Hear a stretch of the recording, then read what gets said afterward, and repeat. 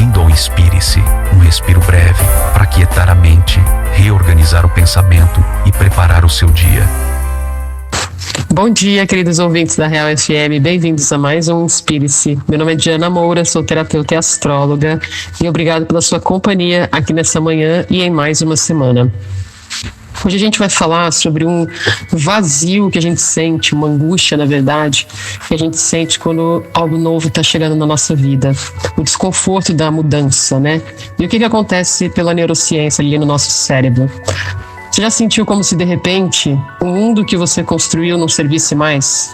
Aqueles amigos com que você ria, que passava horas com eles, parecem mais distantes. As metas e os sonhos que faziam seus olhos brilharem parecem mais vazias. Os hobbies que preenchiam seus finais de semana perderam sentido.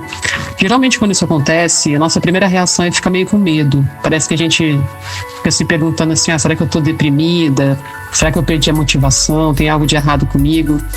Mas a neurociência, ela traz uma perspectiva mais libertadora pra gente em relação a isso. Esse desconforto, ele pode não ser um sinal de colapso, mas sim um sinal de crescimento.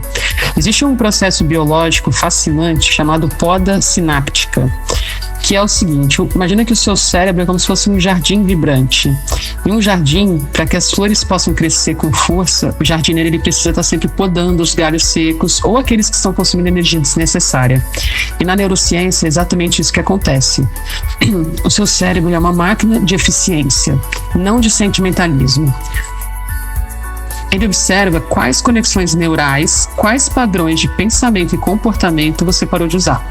Se você mudou sua perspectiva, questionou algumas crenças, começou a trilhar um novo caminho de autoconhecimento, ele começa a perceber que os circuitos antigos, eles perderam o sentido.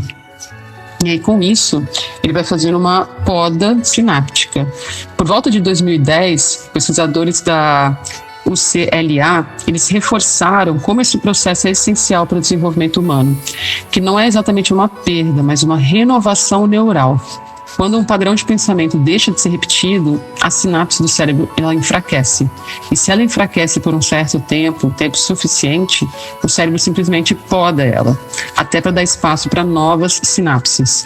E é por isso que após um grande período de desenvolvimento pessoal ou espiritual, de autoconhecimento, você para de sentir alguns apegos antigos. O cérebro está literalmente cortando esses galhos de uma versão sua que não existe mais para poder preservar a energia para aquilo que está nascendo. Então, se hoje você está se sentindo meio vazio, entenda que isso não é um buraco, é apenas um espaço necessário para que novas sinapses possam acontecer no seu cérebro.